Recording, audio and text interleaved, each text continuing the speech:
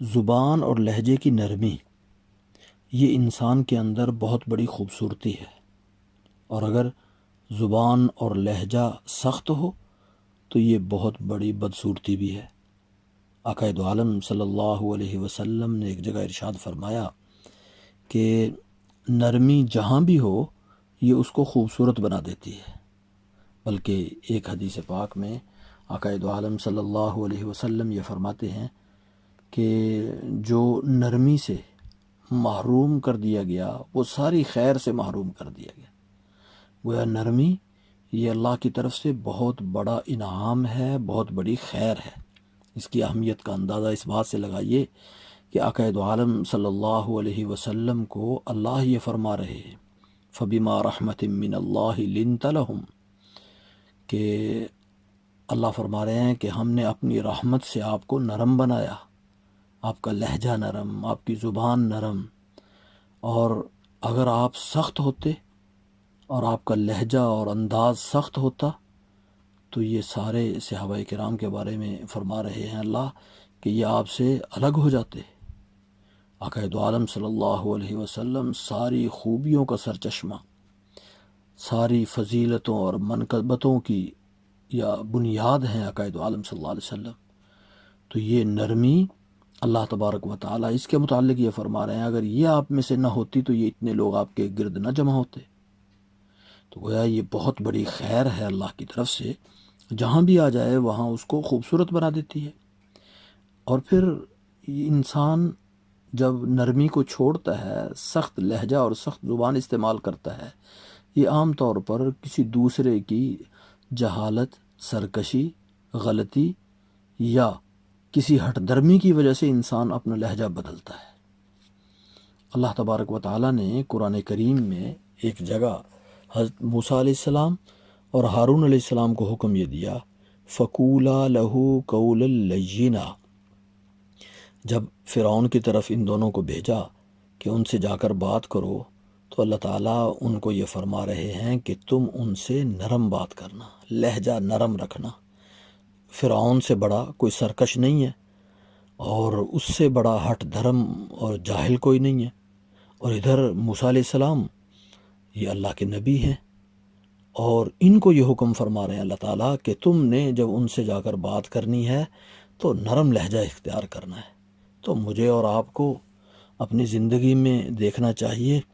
کہ ہم موسیٰ علیہ السلام سے زیادہ متقی نہیں ہیں، اور جو ہمارا مخاطب ہے وہ فرعون سے بڑا سرکش نہیں ہے، اس لیے ہمیں اپنا لہجہ نرم رکھنا چاہیے۔ آقا دو عالم صلی اللہ علیہ وسلم کو بھی اللہ فرما رہے ہیں اپنا لہجہ نرم ہونا چاہیے۔ اور یہ ایسی خوبصورت چیز ہے کہ جہاں بھی ہو یہ اس کو خوبصورت بنا دے گی، یعنی نرم لہجہ، نرم زبان، میٹھا بول، یہ انسان کے اندر بہت سارے عیوب کو چھپا دیتی ہے اور انسان کو خوبصورت بنا دیتی ہے۔ یہ اگر گھر میں ہو تو گھر کے پورے ماحول کو، میاں بیوی اگر نرم لہجے سے بات کر رہے ہیں، بچے نرم لہجے سے بات کر رہے ہیں، والدین نرم لہجے سے بات کر رہے ہیں، تو سارے کا سارا ماحول خوشگوار ہو جاتا ہے۔ اور اگر سخت بات کر رہے ہیں، لہجہ بدلا ہوا ہے، تو اس سے دلوں میں نفرت پیدا ہوتی ہے، محبت پیدا نہیں ہوتی، نفرت پیدا ہوتی ہے، الجھنیں بڑھتی ہیں، جھگڑے پیدا ہوتے ہیں، لڑائیاں پیدا ہوتی ہیں، فساد پیدا ہوتے ہیں۔ یہ بہت سارے لڑائیاں اور فساد اور جھگڑوں کی ایک وجہ یہ بھی ہے کہ انسان کا بول سخت ہوتا ہے، لہجہ سخت ہوتا ہے، انداز سخت ہوتا ہے۔ بالکل اسی طرح اگر انسان اپنی کاروباری زندگی کے اندر اپنے ملازمین کے ساتھ اپنا لہجہ نرم رکھے گا، ان سے نرمی سے بات کرے گا، محبت سے بات کرے گا، تو ان کے دل میں مالک کی محبت پیدا ہوتی ہے۔ اور بہت دفعہ ملازم وہ مالک کا محبت کی وجہ سے اتنا بڑا فائدہ کر دیتا ہے کہ انسان قیمت کے ساتھ یا پیسوں کے ساتھ وہ فائدہ نہیں خرید سکتا۔ اور کبھی ایسے ہوتا ہے کہ لہجہ سخت کرتا ہے، اور لہجہ سخت ہونے کی وجہ سے ان کے دلوں میں نفرت پیدا ہو جاتی ہے، اور جب نفرت پیدا ہوتی ہے تو وہ اتنا بڑا نقصان کر دیتے ہیں کہ انسان کے وہم میں بھی نہیں ہوتا۔ تو بہرحال یہ ایسی چیز ہے کہ آخرت میں تو اللہ تبارک و تعالی اس کا اجر بہت زیادہ عطا فرمائیں گے۔ اللہ کے محبوب آقا دو عالم صلی اللہ علیہ وسلم یہ فرماتے ہیں کہ نامہ اعمال میں سب سے قیمتی جس چیز کا وزن سب سے زیادہ ہوگا وہ حسن اخلاق ہے۔ ان حسن اخلاق میں سے ایک چیز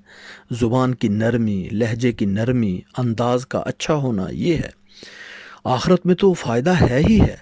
لیکن دنیا میں اس کے بہت زیادہ فائدے ہیں۔ جس ماحول میں یہ نرمی آئے گی اس ماحول کو خوبصورت بنا دے گی، جس شخصیت کے اندر یہ نرمی آئے گی اس شخصیت کو خوبصورت بنا دے گی،